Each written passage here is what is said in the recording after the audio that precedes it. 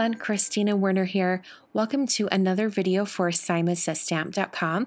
Today I'm going to be creating another mail art video for you guys, and I'm going to make a custom envelope using the PLUSHOWEEN stamp set from Mama Elephant. I thought these Halloween elements were so cute and I wanted to make a custom envelope with them.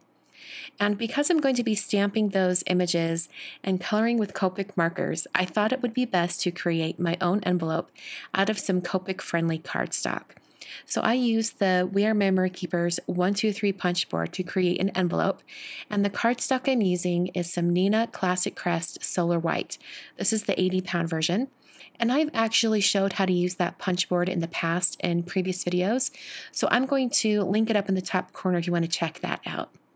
So I started out by keeping my envelope flat. I didn't want to fold it up and adhere it together quite yet, because it's a little bit easier to work on an envelope while it's flat before it's folded. So I couldn't really see the score lines on the envelope to see where I would be stamping. So I decided to put some blue painter's tape around the sides and also the bottom, just so it would give me an idea of where those edges would be. Now, if I was going to do this again a second time, I would change a couple of things for this section of my process here. First, I would not have used the blue Post-it tape. It was a little bit tough on the paper and kind of pulled up in some areas when I removed it.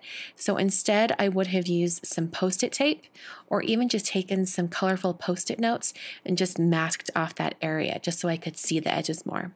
And I also would have stamped the cat on the right-hand side a little bit closer to the edge. I originally wanted to have this banner be completely center, but then I realized I didn't need quite so much space, and I ended up moving the cat over. So this whole section of stamping, like this whole scene, is a little bit off to the left. Not a huge deal, but if I was to do this again, I would change that. So I did draw a custom banner. I just used a pencil to sketch in a banner going from one side to the other. And then I used a Memento TUXEDO black marker to blacken up those lines. The Memento TUXEDO black marker is a Copic-friendly ink. So when I color this banner, it's not going to smear or smudge. So I'm doing some Copic coloring. And I did really simple coloring. I didn't do a ton of really intricate blending or anything like that. I wanted to keep the colors fairly minimal and just use a few different colors. I wanted to make sure that I had a nice orange for Halloween and for the pumpkin.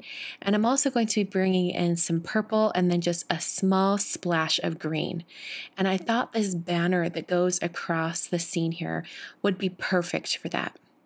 Another thing I wanted to mention about that banner is I chose to use 6 triangle pieces for the banner, and that's because the person who I'm sending this envelope to has 6 letters in her name. So I planned ahead and I wanted to make sure I had 6 going across. So I'm just coloring in his little nose, and I'm also coloring in the face on the pumpkin, and then I'll add just a little bit of green to the top of the pumpkin hat that he's wearing. So I moved on to the cat, and if you've watched any of my videos in the past, you know that I color a lot of gray cats, and that's because I have 2 cats that are silver tabbies, so I kind of like to color them with that coloring because I think it's a little more personal if you color the animals like the person who's like the pets of the person who's receiving the card or envelope, or if you color the animals like your own pets. I think it's a really fun way to personalize your projects. So I added some little stripes on the kitty's arms and legs, and a little bit on his face as well. And I just added some really simple shading right under the mask area. I then used some pink shades for the nose and also the feet and the inside of the ears. The purple colors I'm using today are blue-violet shades, and I thought the kind of more cool-toned purple would go well with that orange color that I'm using. So I'm just coloring this in, doing some really simple shading with the darkest area underneath the hat. And then I brought in some warm gray shades for the hat. And I realized as I was editing this video that I forgot to blend the bottom portion of the hat. So even in the finished photos, you'll see that it's not blended, but such a small little place to forget to do anything with. So for the banner, I used orange and purple, the same color schemes that I used on the two animals. And then I brought in this green. I thought it'd be just kind of fun to have a pop of green. I also colored all the images at the very bottom of the scene, and then added in a warm gray to create the ground area. I also brought in a little bit of a darker gray for the shadows underneath those characters. So like I mentioned before, this banner has 6 sections specifically for Joni's name. And like I've mentioned in the past in these mail art videos, the person that this envelope is addressed to did give me permission to share her address in a video. So I have her permission. There's no need to think that I'm putting her address on blast on the internet or anything like that. I'm going to use a ruler, this is a T-square ruler, to draw in some straight lines. And this is just going to give me a good guide for writing on the rest of her address. I'm using a pencil just to pencil these in. I like to have a T-square ruler on hand for little areas like this. And the pen I'm using today is from Pilot. This is an envelope addressing pen. This is the extra fine version. And I really love to use this pen because it has it's a nice thick line, but it's not too thick. It's perfect for addressing envelopes, just like the name suggests. So I'm writing in her P.O. box, and this is going to hopefully arrive to her before Halloween. And I really like that this area where the address is really clean. There's not really much around it, so there shouldn't be any problems with the post office being able to deliver this. Brought in a little bit of that orange Copic marker just to put a little dot in between the city and the state, and then I put that zip code right down there in the center. I added a deliver to line up at the top, just for a little more interest and whimsy up near the banner. And then I used my pencil eraser to erase those lines. I'm almost done with this area. I'm first going to assemble the envelope just so I can get that part finished.